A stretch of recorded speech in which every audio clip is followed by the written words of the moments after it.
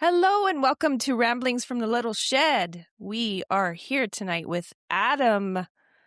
I didn't even practice your last name, Adam. Mardero. Terrible. Mardero. Thank you. And Rogan, my hype guy. It's a new year, new interviews. You ready? Is it the first one of the year? It is. Happy 2026, Yes. guys. Wow. That's weird to say. Think about and that. we are, of course, joined by Pixely Holly tonight because of a winter storm. Yes. Well, we're all happy storm, to be here. Rain, spring. But Adam, welcome. Thank you. We're so grateful for you to be here. And after a long day's work, no doubt. And we're happy to get into some conversation with you about your pet. Yeah, I'm looking forward to it. Thanks for having me, guys. I'm sorry if I sound a little bit gravelly or if I have to take a minute to pause. I had that awful flu that's been going around and it's just kicked my butt earlier this week. So I'm glad I was able to be better enough to do this by now because I was looking forward to this. Yeah. I know, and that's why I checked in with you. And funny enough, I'm feeling it tonight. And I don't know if it's like that. Oh, no. Just the end of the week, tired, or you always start to question, right? Okay, what's happening? Am I tired? Am I sick? So, no, we are not sick here for the next 30 minutes. That's right. Although, not to put the fear in you, but I thought it was allergies to the topic of the conversation tonight, and it turned out to be not so much that. So, oh no, yeah, it's been. I feel like I say this every year, but it's been bad this year.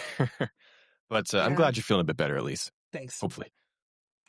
So yeah, Adam, I got to listen to your podcast, and you had me in stitches. I mean. Really? First of all, can you tell us a little bit more about that? Because I want to know all about. Well, we're going to get into the pet stuff, and I'm already jumping the gun. See, I always get excited, and I want to ask all the questions, but I didn't even know you had a podcast, and I already thought you were funny before I knew that. So, oh, well, thank you. No, it's so okay. Where do I start with this? So, one sec. Coughing. So essentially, my friend Becca and I started this podcast back in like 2022. Yeah, early 2022. Because like a few years before that, after frankly a few strings of toxic relationships and just some really bad experiences and stuff like that, I kind of started to think like, is this maybe not the way I'm best suited to do relationships?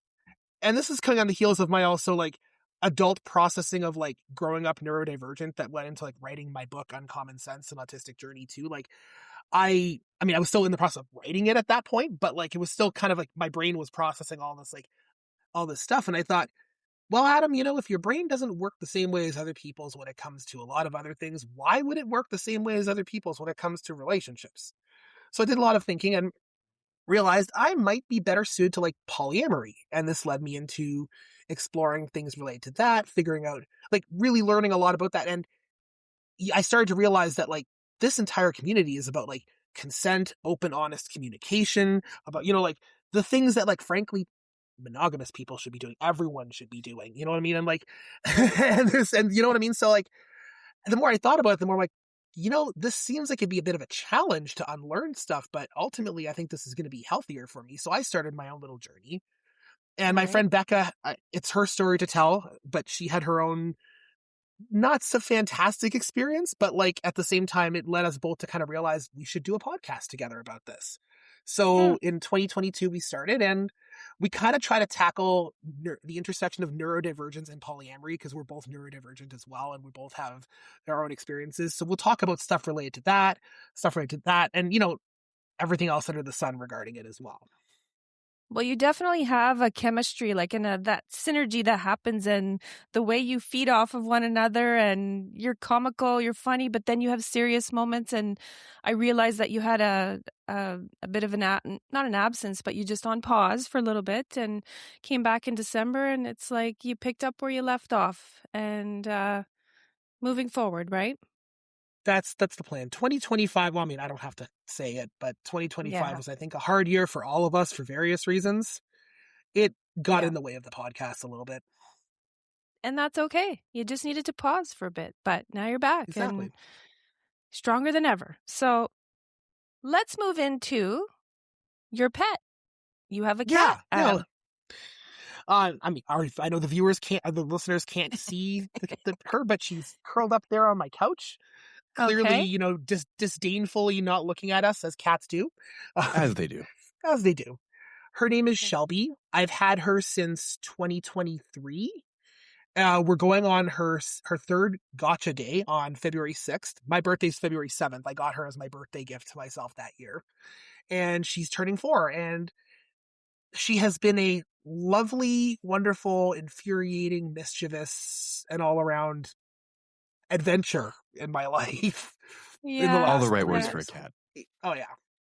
Yep. I Exactly. love her dearly. Oh, that's I have awesome. Say again? I have a billion names for her as well. Share. Come on. Okay. So there's her name was Shelby from when I got her. And I thought, okay, I'm not going to be one of those people who changes the cat's name because I may not have kids of my own, so this is kind of my kid. And would I want to just randomly change a kid's name when they've already gotten used to having a name? No, I'm going to respect that. Because I thought you got to respect where they're at and you got to let them come to you and all that good stuff. So I've instead just modified the name. I've gone, Shelby became Shelbosaurus, which became my heckin' Shelbosaurus, which became my beautiful girl, my lovely girl, my sweet girl, my, and so on and so forth. Like the amount of pet talk in this apartment would make me gag if I wasn't the one in it. Oh my gosh, that's great. Because when I I'm can home with relate the to that. dogs, yeah, same thing. So I get you. Listen, Right? I don't have a cat here for that. So at this point, I'm just talking to myself. So at least Shelby's there. She has heard great rants of political theory, character writing moments, frustration at my story not coming out of my darn head when I'm trying to write, all of the above. She's very well learned as a Yeah, as a cat. she just looks at you with this look of, Huh? because I am a cat dad and I do not understand what you're saying. Does Yeah. she ever? I guess we're kind of getting into it, but does she ever help you figure stuff out? I'm thinking because I code for my job, and I do actually have a rubber ducky at my desk because of the whole stereotype of you explain your stuff to the rubber ducky, and the rubber ducky looks back at it, and you're like, oh my god, yeah, you're right, and then you get it. Does Shelby be a rubber ducky for you? That's not good grammar. No, I got it. I got you though. Words are hard. Words are hard. They are hard. I'm a Yeah. writer. Words are freaking hard. I get it. Words Yeah. hard. Yeah, totally. I mean, maybe not directly in that I'm like, oh, you gave me the idea for that exact story. But I'll be there snuggling with her and I'll be thinking about something like, that's a good idea. Or, I'll go through a hard emotional moment and snuggle with her and she'll see it and come closer. They provide support in their own ways, I find. And it does help you with the process. Mm-hmm. Yeah, it's nice to just have at least a presence, for sure. Yeah. And I was having a conversation with someone today because we were talking about how animals influence us or what they do for us. But sometimes it's just about sitting on the couch and having them beside us and comforting us. Or I guess that's selfish the way I put it, they have to comfort us. But really, it is a comfort. And so then it influences your creativity because you find yourself in a great space that you can create more. Well, and especially, hold on a sec. This flu cough is killing me. Yeah. I was gonna say, especially again, the hard year we've all kind of had, and other times, even before that.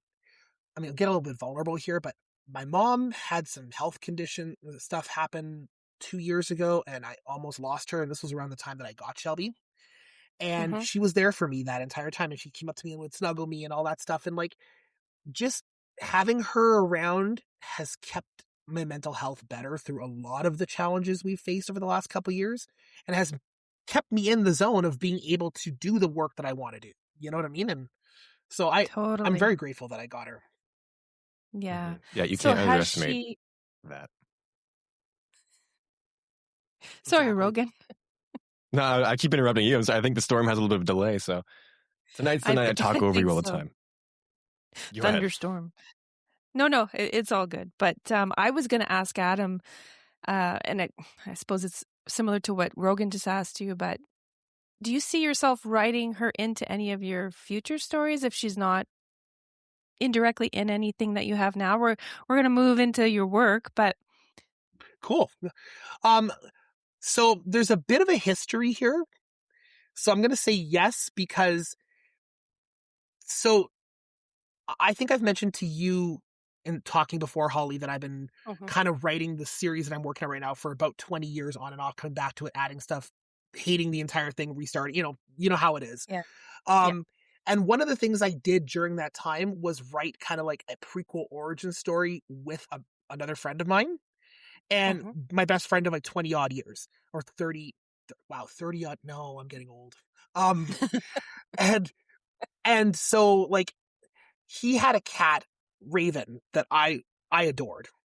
And we totally wrote Raven into that story as the pet of one of the other characters. So it's something that I'm very open to and comfortable doing. I haven't done it with Shelby yet, but I would very much like to at some point. She's probably going to get a right? She's probably going to get some kind of commemoration in like a beginning of a book or something at some point. That counts too. I think so. The most important acknowledgement. That's right. Queen Shelby. I mean, she runs the apartment. We know who her place is. It was a great car too. So I mean, the name just lends itself well to greatness.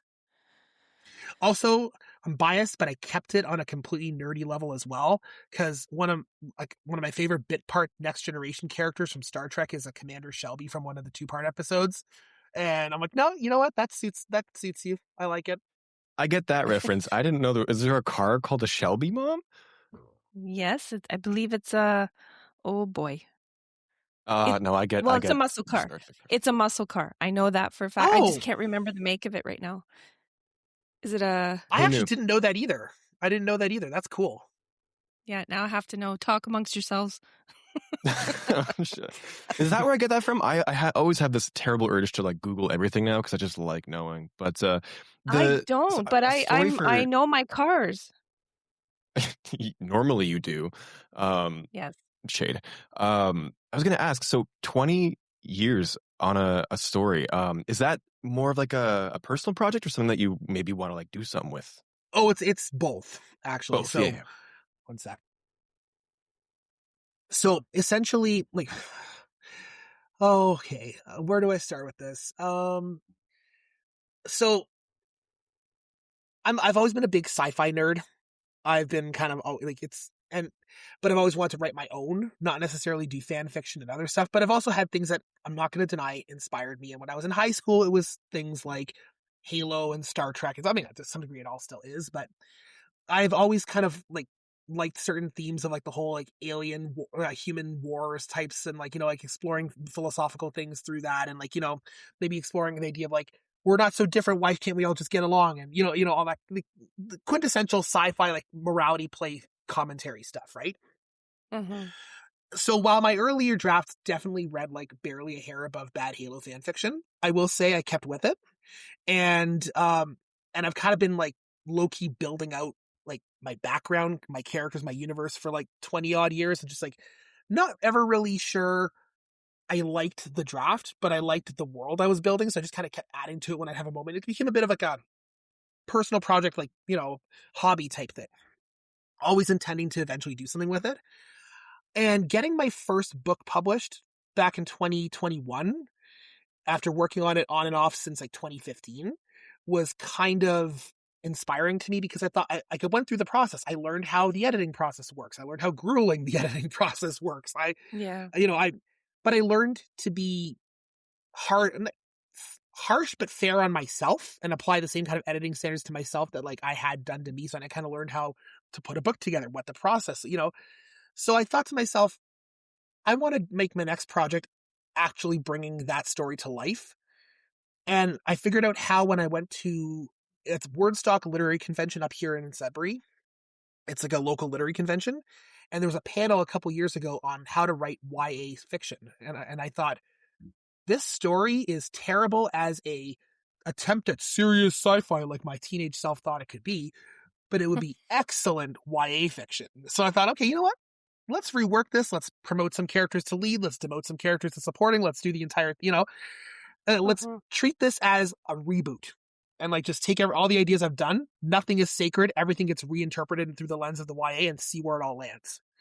And I put the first of a planned 4-part series out this year. And how's that going?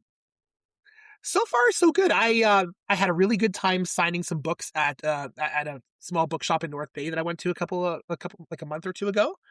2 months ago now. Wow. And yeah, I've been doing some signings. I've been trying to get into other stores. It's a lot of work being a self-published author, and the second book is this book is self-published because the trick with YA fiction is everyone wants YA, but no one wants to take a chance on a new YA author. Everyone wants things like Avatar: The Last Airbender, or you know what I mean? Like, so I thought after I submitted my book to a few professional places and no one picked up, and I thought. At that point, I kind of heard Thanos from Marvel in my head saying, "Fine, I'll do it myself." and so I just kind of, that's what I did. I thought, okay, how do I do this? So I started learning how to self-publish. I started looking up good platforms. I unfortunately had to sign a deal with the devil and do the Amazon KDP route. But you know what? Individual author, I can only do so much, and 100%. And yeah, I've been having a great time just promoting it. Like really, I use them as the printing press, and I go around and I promote my book otherwise myself too. So it's been fun. It's been a learning experience. I haven't had one big $600 paycheck like I did on my first book. It's been more of a trickle of like stuff, but I can't say I've done any better or worse in a lot of ways. So no, I'm having a lot of fun with it. It's great. I'm looking forward to doing the other ones. Well, that's great. And I agree with you because I was just saying the same thing. I am having so much fun with the peripheral pieces of the book. Like I never would have thought I would post on social media or create posters. And I'm, going out to bookstores and before my book is launched, but I'm having a lot of fun with that part. So I'm glad to hear that you are too, because I haven't heard that feedback really from anyone. So we're in good company here. I'm glad to hear that you're enjoying it too, because like, I didn't expect it either. I thought this is the part that was going to be a lot of work. And like everything you read online is like, well, you can do as well as a self-published author as you do as a traditional, words are hard, as a trad published author. Yes. But, it's a lot more work and blah, blah, blah. I didn't expect to enjoy the work, but I do enjoy the work. It's fun, I know. And if I could just quit the full-time if you're not having job. a good time. Sorry, go ahead. Oh, hey. No, go ahead, Rogan. Oh, me go ahead? Okay. I was just going to say, not to say that, like, if you're really stressed out and not having a good time with it, like, that's obviously fine too, but I guess it's all just a matter of, like, perspective and trying to keep in mind, like, this is kind of like my baby. I'm passionate about this, so I want to put in the effort for it and all that, and keeping that in mind and not kind of just getting lost in the mix of like, oh, I got to go do this. I got to go do this. Oh my God, it's overwhelming. And I say that as someone who hasn't done it. I've kind of just experienced some of it through watching. I never know if I should say Holly or Mom. I'm going to go with Holly this time, watching Holly do it. But it is really fun whenever she comes to visit. She'll go for a walk to go find a new bookstore to promote at. She'll come back all giddy and say like, we got one. And yeah, it's been fun to watch that experience from the side. So I'm glad it's going well for you too. Thank you. And the thing is like sometimes you get a success and you're not expecting it. Like I reached out to chapters around like, I want to say, around April of this year, I think. Yeah, and I kind of got unceremoniously told, no, we're not open for new submissions right now. So I thought, okay, well, maybe I'm just never going to go anywhere with that. And I focused on like other smaller bookstores and, had some successes there. And then I randomly got an email in October saying, hey, we'd like to pick up your book for this consignment season. I'm like, oh, well then, tell me more. So was that based on your previous request or did they find you somehow? I think it was based on the previous request. I think it was very much a case of they just couldn't fit me in at the time. Oh. But I thought I had alienated them because I asked a question to clarify something that I thought I read something one way and they were like, no, we already said no to this. It's like, oh, okay. And I just kind of thought, okay, well, I've burned that bridge. I'm done. So I kind of gave up hope on that one, but apparently, all right. It was a nice surprise. Sometimes I feel like whether it be doing what you're doing or like job applications or whatever, like that whole process through emails and like corporate websites, it feels like it's always just like such a dead end. So it's great to hear it actually went somewhere. Right? Yeah. Same. I know. And they've been really supportive too. Like a lot of times when I'll go in there, I'll be like, can I sign some of my books? Oh yeah, sure. I haven't heard of any sales yet or numbers, but I think I've sold some because I've seen the amount on the shelf dwindle a little bit, but I don't know how their process works for that. So anyway. You're not going in every night and checking the shelf, are you, Adam? Because that's something I would do. Mm-hmm. The only reason I'm not is because I'd have to drive to it, and I don't want to. True. I wonder if we could chat about your... Okay, let's... Go ahead. The full disclaimer here. Listeners, we're sorry. There's a storm outside, and I live in a small town, and yep, it's old school, but the internet is glitching, and so Rogan and I are talking over top of one another. I'll try to fix it, but hey. We're just enthusiastic, that's all. It's just the way it is. Yeah, we both want to talk to Adam, and that's that. So, go, Rogan, go. I was just going to add from my experience, when we finally put out our game at work this year, I was checking the Discord every day. I'm not allowed to engage with it, but I was just, I get that feeling. I'm like, what are people saying? What are people saying? And that can be a very unhealthy thing, like 100%. I was starting to feel it by the end too. So it's a good thing. Can I pause you there, actually? Yes. Okay. First off, fan-freaking-tastic that you put out a game. I love that. Yeah. That is awesome. Congratulations. But also, like, I get it, because there's like that dopamine rush of like, oh, someone liked the thing, someone heart reacted, and you're like, okay, is there more? Is there more? Is there more? And you're like, oh, it's only like 5 of them. Or like, oh, or like, you see if a bajillion heart reacts and like no one buys it. You're like, come on, guys, really? Like, come on. Like, it can be really unhealthy, so you got to kind of rein yourself in with that too, because you can drive yourself mad. Yeah. And of course, you can also get some very strange or negative reactions as well, and so you kind of have to steel yourself and know going into it what to expect. So that itself is just a really good exercise to get used to, and hopefully something that we'll all get better at, if you aren't already, I suppose. But yeah, putting something out there can be very scary, but exciting too. Like, absolutely, like you said, when you do get that dopamine rush, like, don't lean into that too hard, obviously, but it is nice to share in something and share something with people and have them love it. So exactly. It's a special thing. It really is. It is, yeah. So Adam, how do you deal with it? Like, if you see something that, I don't know, maybe it's just the wrong time or the wrong day to read it, but how do you react if that happens? Like, I need to learn how to develop a thicker skin. Or maybe you've had all positive comments. I'd love to say I know how to handle this. Okay. But full disclosure, I am autistic, ADHD, and I have anxiety and rejection sensitivity on things. And it is not fun sometimes. Like, you kind of learn to just, I think what I've started learning to do is twofold. Like, and not just necessarily even with like comments on my own stuff, but like, you see an infuriating comment on Reddit on the internet, and then you think like, and it's one of the things that was driving me nuts last year that was hurting my mental health, because with everything going on, and I'm not even going to get to it. You see things and you're like, oh, that's annoying, or oh, it's like, but then you take a step back and go, I don't even know these people. Why do I care? Yeah. Like, I don't know them in my daily life. I don't owe them anything. I don't, like, I could just shut the phone screen off, walk to the bathroom, and never think about them again. So, like, a lot of times what I'll do is, like, if I see something that I don't like, I just won't even engage with it. And the ones who I will engage with are, like, I'll heart react the ones that I actually care about. That, like, though sometimes I give a down vote to people who I don't like, but or I think are particularly egregious. But we've all been human. There. I'm human. Allow it, right? Yeah. Right? Sometimes it feels really good to downvote. Sometimes seeing that -1 and like the blue down arrow is just the happiest thing in the world. Like, yeah, that's right. Yeah. And that's when you go over to Shelby. Exactly. That going back to the topic, that is what she's here for. Yes. Well, no, that's she's right. here because I love her. Yes, that's right. It's a mutual admiration club. That's right. I can go to her for snuggles when I need emotional support, and she can meow at me incessantly when she thinks I haven't fed her, even though there's food in the freaking bowl. Yeah. Or does she lay across your head in the middle of the night? She started sleeping on the pillow above my pillow. And the problem with that is that I'm on prescription strength antihistamines. They're good, but they're not that good. So like that's why at first when I was getting the flu, I thought it was just the allergies because she's been doing that a lot.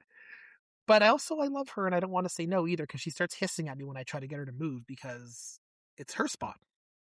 That's right. And this is her spot. Queen, and this is Shelby. her spot. And this is her. That's sadly. And how dare you get in her way, right? I mean, right? Like, who are you, mere mortal human, to get in the way of my greatness? Yeah. Whenever I go home to Sudbury, because we have 2 big dogs there, and I usually sleep on the couch, which is normally one of the bigger dogs' bed. So it's me curled up into a ball because I don't want to get into Cash's way because he's taking up 2/3 of the couch probably. But I'm just happy to be there. I mean, we have a war going on now, which I've called the bed spot war. Every time I get up to go pee, I come back. She's in my spot looking up at me like, you mad, bro? And then I'll try to shoo her. And like, sometimes I'll be like, excuse me, girl. And she will move, but sometimes she'll be grudgingly about it. And sometimes she'll just like plant her butt. Like I sits. And then when I try to move her, she hisses at me. I'm like, okay, I'm just going to curl up around you now. It's fine. And you'll get annoyed enough about this and then you'll leave on your own or you won't. Oh my gosh. She sounds like such a character. I love their personalities. Oh, right? Yeah. Yep. Same. Yeah. Yep. So what are you working on now, Adam? Is it the second book in your series or? I'm actually working on the 4th book in my series right now because my whole idea with this is I didn't want to be George R. Martin about this. I had a story I wanted to tell. I knew 2 books would not be enough. I decided on 4 when I started this whole process. And I thought, write all of them consecutively back to back to back. When you finish one, you just start the next one, just so that the story is constantly flowing in my head so that I'm not taking a break. Well, I'm taking a break is fine, but I'm not like letting it go and losing it or like anything like that. And also so that I don't end up just not releasing the final book. So I figure as I'm writing it, when I need a break from writing, edit and release one of them, edit and release one. And so like, that's kind of what I'm doing. Edit and release the first one while working on like the 3rd one at the time. Now I'm working, and so on and so forth. As an enjoyer of many a fantasy series that isn't finished, thank you. Sorry. As a fellow enjoyer of many sci-fi series that are also not finished, you're welcome. Yeah. I get it. Yeah. Yeah. Oh, man. Sorry, I cut you off. No. Holly, I meant. What were you going to say, Miss? Nope. I'm stuck in a storm. Yeah, no, it's unfortunate, right? Can you imagine if we couldn't see each other at all? I don't know how 3 people get on a podcast together, but can you talk to us a little bit more about your process? I mean, you also work. Sounds like you are an author full time. So how do you manage that with Queen Shelby? Okay, so I'm only saying this because I'm not admitting where I work on the podcast necessarily. Nope. But no, I'm just kidding around. Oh, okay, I know where you're going. I do work from home, but I was gonna say, boss makes $1, Adam makes a dime. Therefore, Adam writes on company time. And I joke about that, but like, yeah, my job has moments where it's dead and moments where it's busy. I'm certainly not going to do it just when it's busy. But if I have a minute and it's like quiet and I've not got anything else to do, I usually write because I find it's a moment where like I'm sitting at my desk anyway. I'm going to take advantage of the time where I'm actually focused on the screen and do something that I want to do at the same time. So I try to get my writing done during my workday so that like at night I don't have to do it because when I'm done, I want to just step away from the desk. 100%. Absolutely. Yeah. Yeah. I've been having a couple issues, like not issues, but I've been having a hard time working on some of my personal projects lately because work has just been like ramping up to the point where I am doing the full 8 hours and I code all day and then my personal projects involve me coding and I'm like, I don't want to do this right now. And so, yeah, if you can manage to sneak that in during the workday, like I don't know where you work, but like I am sure the fact that you are not like devoting your full 8 hours to the screen is fine for like do what you need to do for yourself. At the end of the day, like your work is not your life. Like do what you're passionate about. And so if you can sneak that in there, like good for you, honestly. Well, and like I do believe in giving my all to my job, don't get me wrong. But my all doesn't have to mean every single moment focusing on everything. It's like, if I have a minute to do something for myself, I'm gonna focus on that. Because also being an author is also my job. I see it as such. It's my passion, but it's also something I want to do. So I'm, find the time to do it. 100%. I knew from the first moment that I really liked you, Adam, but just listening to you tonight, you really own it. I love how you own, being an author, or like how you own being a self-published author and how you think it's fun. I don't know. I think it's encouraging, and people need to hear that, right? Like we hide in the shadows sometimes of I'm always afraid that it'll come off as ego if I do that. Like, oh my goodness, who does she think she is? But I can see now that it's authentic coming from you, and it's truthful, and it's encouraging.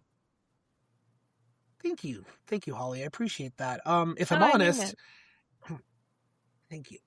I knew I liked you from the minute I met you too, honestly. And if I'm okay to delve a little bit into that, that hasn't always come easy to me.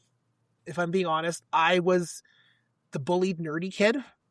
I mean, realizations I've made in adulthood are that I was also the bullied queer neurodivergent kid that I didn't know I was queer at the time, and learned I was neurodivergent but didn't really know what it meant at the time. All that stuff, right? And a lot of the common pressure from all of that was, don't show the world too much of that. Just be the acceptable version of yourself. Just get the good grades and go to the school and get the normal job, and just do the normal thing of yourself. And I lived with a lot of shame for a lot of time, because there was the side of me that wanted to do all the cool, crazy, wild things, some of which we don't talk about in polite conversation, that that felt right to do. And then there was no, you're not supposed to do anything. You're supposed to live this kind of life, and blah, blah, blah. I've kind of come to the point where, like, I realize that the things that I thought were super shameful are just human things and are nothing to be ashamed of. And I'm trying to live authentically and own things, because frankly, it's healthier that way. But it hasn't always been easy, and it hasn't come naturally. So I'm glad it's showing, because sometimes I still look at myself and I'm like, the heck are you doing, buddy? No, don't like. So thank you. No, and I agree with you. And I know some of those feelings. I don't know what you're feeling exactly, but I remember high school, and there is a reunion coming up, and everybody's like, are you going? Are you crazy? Of course I would not go, because, we all have our own experiences. We all have our own stories. And there's a reason why I think that if we're out there too much, it looks braggy or ego. It's the way I was brought up. But now I'm realizing, no, there are ways to do things. There are ways to approach situations. And when you are authentically yourself, it comes through, and people want to be around that. So, I don't think that, I don't know if you agree with me, but I don't think we would be where we are now had we not gone through those things. I'm not defending it. Some of the crappy stuff that we went through is not acceptable, but I don't know, I guess I'm stronger for it now, and I'm starting to embrace that. Okay, yes, I am an author, and yeah, I'm pretty good too. Like, I'm not terrible. I'm not the worst. And that's just subjective, I suppose, but we just need to be a little bit more, supportive of one another. And totally. Yeah. And like, what you said about, hey, I'm actually a good author, that has been a revelation for me with a lot of things. It's like, hey, I'm pretty good at this. I'm actually pretty cool, aren't I? And that's okay. Related note, that's something I've kind of struggled with too, is I've had people in my adult career with, like, being the author or whatever, or just being outspoken about this, that, or the other thing, who will tell me, hey, you're really cool. And then immediately my brain recoils, like, no, I'm not cool. Mm-hmm. No. But like, yeah, and that's okay. And like, to touch on what you said about how we going through that kind of help shape us to who we are, I totally agree with that. And it's something that I hate that I agree with, in a way, because no one should have to go through the things that people have gone through to and I firmly believe that there should be better ways to teach these lessons, and there are better ways to teach these lessons. But you know what? Also, if it was my destiny to experience that, then I wish to make the most of it and learn something from it and grow from the experience. You know what I mean? Yeah. Yeah. I totally do, because now people like us who have gone through something, will hopefully take that and never treat another human like that. Or, you know, your cat daughter, Shelby, will be treated differently. You won't treat her like you were treated. That's right. You know, it's just we have to learn from it and change it. Yeah, but you're right. exactly. It should have never happened in the first place, but we would never do that to people. So that's right. All right. We got deep there. Okay. Let's lighten it up a bit. Oh, my Rogan's frozen. Are you with us, Rogan? No, I'm just, I'm, yeah, no, it's just, yeah, I 100% agree with everything you guys are saying. And no, we're not getting light. It's an ongoing, like, I guess, battle with yourself too. Like, whether it be like feelings of imposter syndrome or feelings of not like belonging and all that. It's just, yeah, I still struggle with that sometimes, whether it be like something I see just in like society or social media or anything where you don't feel like you are conforming. And then it's just like alarm bells in your head. Like I will forever have internalized homophobia. I think like I feel like I'm just like never going to get over that. I think I hope that I will someday, but it's, I like once a day I will catch myself having thoughts and I'm like, what the heck? I thought we were good. And then, yeah. So thank you for sharing all that. It's tough. It is. But you grow, right? Exactly. Yeah. That's all we can do. And you know what? And you know, to your point, the first thought is the thought that society puts there. The second thought is your thought. You know, so we're all going to always struggle with those intrusive thoughts of, but then you think, no, wait, we're better than this. You know? Yeah. That is a great perspective to have. Yeah. Exactly. Or we take those thoughts and the inner critic, and I've named mine. Her name is Rebel Betty. And I have taken her and I've given her power in a sense, because when she infiltrates my thoughts, I'm like, all right, here we go. You know, we duke it out. And then she actually pushes me forward to be that much stronger. I'd like to introduce my inner critic, actually, on that note. Yes. His name is Steve. Oh my God, you had him ready. We had to do this at work. We did a mental health, like, inner critic workshop thing at work. And he's named after my former manager at my old job, who was a complete narcissistic jerk. And completely made me feel like scum most of the time, and I couldn't do anything right. And the problem, of course, too, was my neurodivergent traits were mixing with their narcissism and just becoming this entire toxic feedback loop of Adam can do nothing right. And so that's why Steve lives rent-free in my brain whenever I feel imposter syndrome, whenever I screw up. So I've taken to being like, shut up, Steve. No one likes you. Go away. Yeah.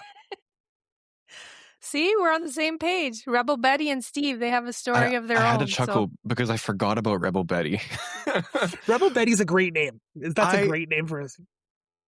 We named there was the old woman in the art shop, right? Yeah. Is that who she's from? Yeah. We were on Manitoulin Island and we met like the most lovely older woman in an art shop, and she was just sharing stories of things that she's done over her life. And we got in the car and we were like, wow, like I want to know her. She was incredible. And her name was Betty. So, well, I think we named her Betty. Actually, that wasn't her name. I thought she shared her name. No, we actually named her Betty because, like, she looks like a Betty. And then I think you're right. Naturally. I took her persona and I thought, if there was an inner critic, then I could see her as a feisty older woman going like, come on, get up off of your behind and do something, and I thought it's that woman, because she took her life. She lived in the city. She moved to an island all by herself, and she does art, and it goes on and on and on. And I thought, no, that's her. It's Rebel Betty. So great. I love that. I love that. I love that you had the card ready. Yeah, that's incredible. With a little caricature. I actually just keep it on my desk, sitting under my microphone, just as like kind of a reminder. So it was just sitting here. I'm like, oh wait, we're talking about this. Okay, well, that is great. Adam, do you have a word of the year? Do I have what? Sorry? A word of the year? I participate in this word of the year, but I don't know. I like it. Do you have one? Like one that I think should be the word of the year? Yeah, like your guiding star. So it's like a word that will take you through the year when you, I don't know, dip into some low place and you're like, no, come on, there's your word. And maybe it's clarity, or I don't know. I do actually. And it comes with a quote from Avatar: The Last Airbender, if that's okay. Oh, good. Please, yes. Are you a fan, Rogan, by the way?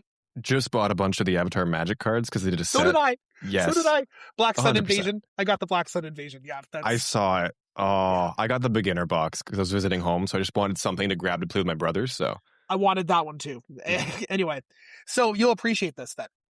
So my word of the year is hope. And it comes with the quote from Uncle Iroh in Avatar: The Last Airbender: "In the darkest of times, hope is a gift that you give yourself." And I love that because, frankly, again, not to get political or anything, but with how everything's been going the last year and a bit, I found myself going down the doom scrolling rabbit hole many a times, and it, frankly, at various points almost destroyed me. And I've kind of realized that there's not a whole lot any one of us can do more than what we're doing. So you kind of got to choose to give yourself the gift of hope and keep doing what we're doing. You know? As there's a resistance YouTuber, Charlie Angus, I follow, who says, keep kicking at that darkness because it's going to bleed daylight. And I kind of like that. That's kind of the punk rock version of hope. And I love that. So, yeah. Keep kicking at darkness. That's great. That is great. I'm trying my best. We all are, Adam. And I think by continuing to just have, conversations like these, they don't have to, I don't know, they look at in what directions we went. We went from Shelby to, oh, by the way, it's a Mustang. We went from Shelby to Sci-Fi to dark, to Mustangs. Deep subjects, to Mustangs. And we're friends now, and I think that, and I think that this is what we need to keep doing. If ever I had a doubt about why I was doing a podcast, well, A, I love the subject, but B, having these conversations gives me hope. Because I cannot watch the TV and turn on my phone. So what better way to spend time? Go ahead, Adam. Oh, okay. I didn't want to cut you off. I'm sorry if I cut you off. No, that's okay.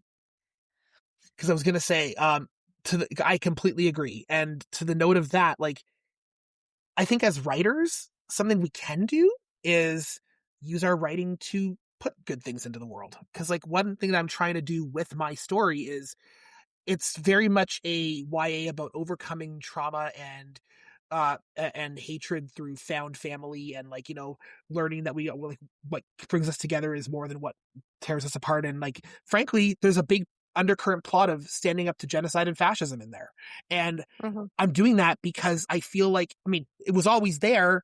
I'm emphasizing those plot elements in this version that I'm putting out because I want to do my part to try to, again, bring that hope out there, and make things better.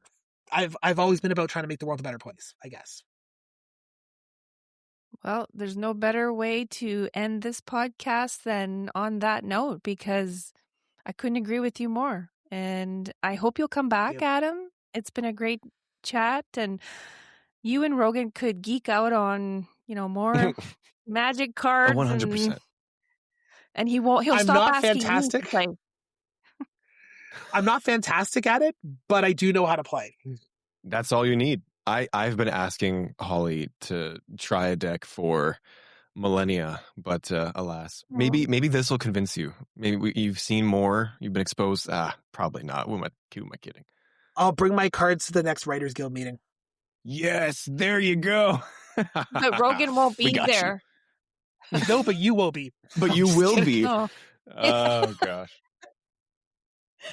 Oh, gosh. I don't usually ask Adam. this, but because I feel like our tastes do align quite a bit. I've been trying to push myself to read a bit more because I'm still getting over the hump of I was in school recently. It's been 2 years now, so I don't really have an excuse. But I'm trying to read more, other than your own works, which I'm also very interested in. What's one thing you'd recommend to me? Anything. Ooh. If you got anything at all off the top of your head. Or something you read recently, or something that I've actually started reading recently. But no, I got to caution you with this and say that I've been struggling with reading for a while because I find with my ADHD and executive dysfunction, it's kind of hard to like I'll sit down and read and then like, oh, that's on TV. That's more intriguing, or that the algorithm's feeding that to me. You know how it is. And also I want to say I went through a 3 to 4 years of struggling to write after finishing my master's. Be patient with yourself. It's a thing. I actually picked up a book when I was doing that book signing at the North Bay book place, and it's called The Blood Trials. It's a YA sci-fi fantasy, and it's basically about it's about character who's like the civilization where like it's kind of it has allegories of like racism and all that kind of stuff, and it's like this sci-fi civilization where like her people are not trusted because they have like special powers and from a subspecies type thing, but like her family's risen to a high position of like authority, whatever. And then her father dies, so she kind of goes to a spiral, and then she finds out that he was actually murdered, and like there's an entire thing going on. I haven't gotten very far, but I'm really enjoying it so far, and I want to keep reading it, so I'll go with that. Sure. It was Blood Trials? Yeah, The Blood Trials. I'm writing it down. Thank you. Davenport. You're welcome. Well, Adam will make sure to link all of your social media links and where people can find your book. Yeah. And we look forward to having you back again. I hope you'll come back. I'd love to. This was a fun time. Thank you so much for the opportunity, guys. Yeah, thanks so much for being here. It was great. My pleasure. All right. Okay. Thanks for now. Holly, I can't see you. The blizzard, it's too thick. Where are you? And Get the blizzard's also scraper. preventing your sound from see, exactly. Yeah. We're overlapping. Oh no, get the umbrella. Get the umbrella because it's raining now. Thunder. I almost got blown off my bike today. Fun fact. Like Really? actually. That doesn't like the wind so was windy? bad here in Toronto. Wow. Yeah, the weather's been very interesting across the country. But And how was it's your giving week? us show lag. Yes, it's been a challenging episode, but what do we do? Just keep going.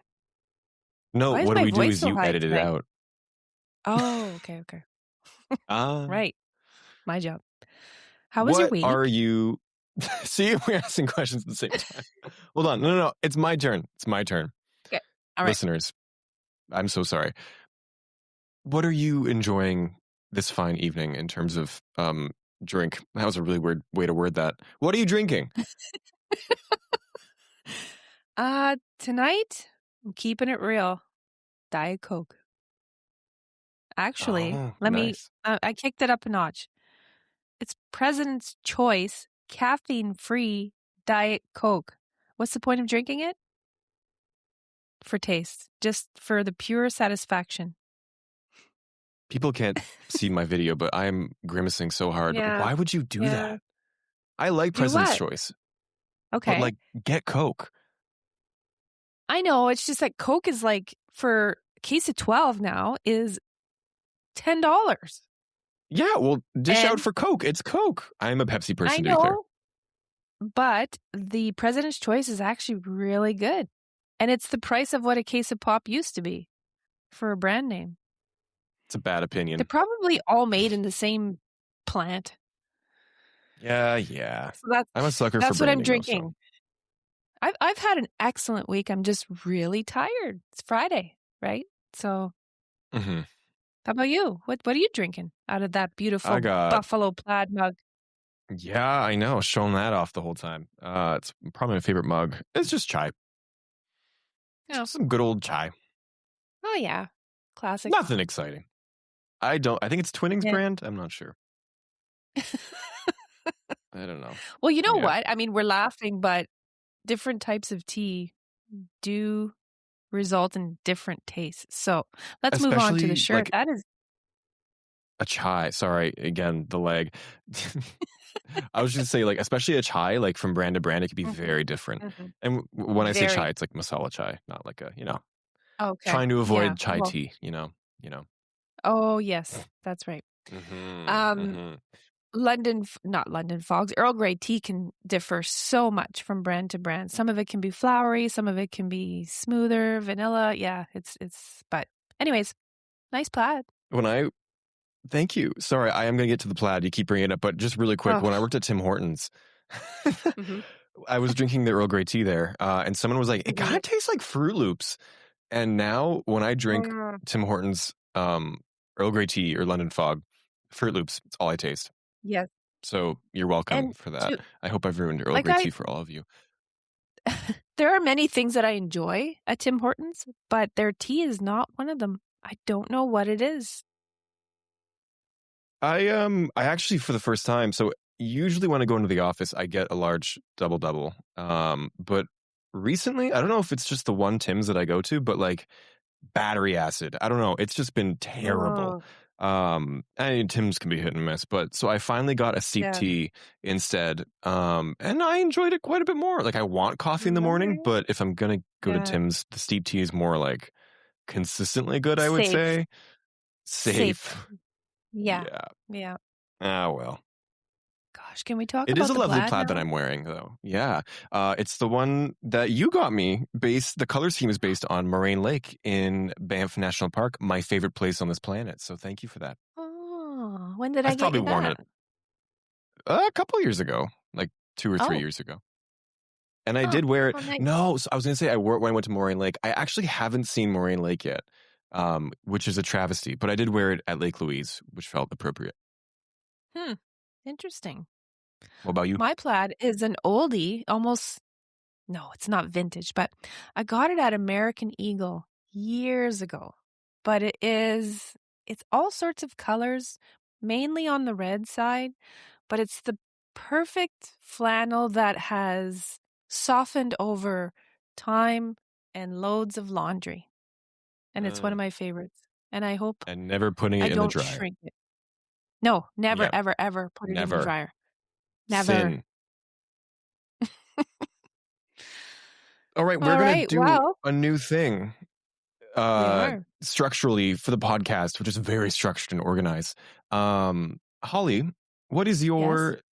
Well, we're going to find a name for it. But for now, it's going to be Thing of the Week. Very eloquent, I know. Holly, what is your Thing of the Week? Okay, here it is. So I love a good bit. Cannot understand why people are so fascinated with these Stanley Cups. Like, you know how they're bigger on the top and then they go down thinner on the bottom. And I suppose that's to fit in your car drink holder. And I just, they don't appeal to me in look, or I feel like they're going to tip over until I won one. So I won this Stanley Cup. It's hot pink. I mean, right there, had me. And I don't know, there's just something about this cup. It's got a hefty handle. Did I put it in my cup holder? Well, yes, I did. And I enjoyed it. And now I'm drinking more water because of it. So I'm sorry. That's Stanley. a win. It's a win. Yeah, don't judge a cup by its casing. I don't know. By its cover? I'm trying to adapt the metaphor. Yeah. No, I won it. I entered a contest. It's a local person here in town who sells mats, hand painted mats. Moose U Mat Company, I believe it is, and she had a giveaway. I entered. I don't typically win, and I was just beyond happy when I won this, and I picked it up and I thought, wow, I'm that girl now. So you're that girl. You're a Stanley girl. I'm a Stanley girl. How about you? I prefer Yetis. Thank you. That's not what I was asking. I don't have either. I don't know why I said that. I just like being contrarian. What? No. Before we go to my thing of the week, I just want you to clarify. They sell mats? She sells like front door mats. You know those brown? Okay, yeah. Mats? And then she. I just wasn't sure what you meant by mats. Oh, that's cool. Yeah, like she hand paints on them, and she offers classes through town, and really groovy gal, and she is doing quite well with these classes. Quite busy with them. Awesome. She's the one who made our T-shirts for the race. Oh, okay. Yeah. Yeah. Speaking of race, we got to sign up we're going to try and do a 10K this year again, I think. And we found a cool trail run here in the GTA, so I'm excited for that. Mm-hmm. My thing of the week is TMJ exercises. I finally started physio for my jaw, and I've got to say, I'm still trying to get the hang of it myself. But when I'm actually at the place and I have the massage therapist doing it, oh, relief, sweet relief. I don't have TMJ specifically, but I have like every other jaw issue. So I started that, and I got to say, like a good massage can go a long way. I have TMJ, and I went through some serious jaw issues for 2 years a year ago. And don't you think it's painful? Because, oh my goodness, I have a high pain tolerance, but that would just throw me for a loop each time. Don't you think it's painful? Like the actual like massage or like exercise? Yes. It is, but it's the good kind. Maybe the one that I'm getting isn't that intense yet. Like I just started, but so far it has been painful, but in the relief kind of way. Okay, well that's good. I mean, mine was painful again, in the painful way. I don't have specifically TMJ. It's a couple different things, but so maybe that's also a factor. But okay, yeah. I have to say though, had I known all those years ago that was a remedy. So if you're having TMJ issues, see a chiropractor, physiotherapist, because they will work wonders for you. I've struggled with headaches like my whole life, and I still do. And I recently always thought that it was more back and neck related, which it often is. It totally, that usually is the case. But apparently there's a very good chance that it's my jaw. So, and have I shared the jaw anecdote yet?